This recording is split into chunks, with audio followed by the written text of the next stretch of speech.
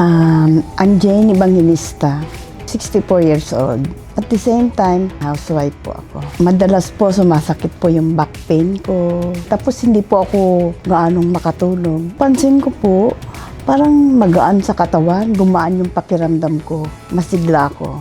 Kadalasan po, pagka nagtatrabaho ka, gumagawa ka ng gawaing bahay, medyo parang mabigat yung katawan mo. Pero nung uminom ako ng Phytos, masigla ang katawan ko.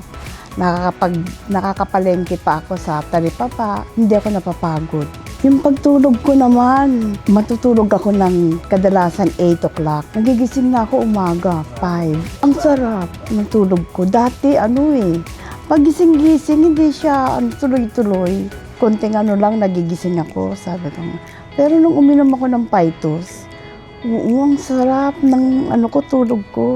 Sinasabi ko nga sa mga kapatid ko uy, sabi ko, ko ng isang food supplement.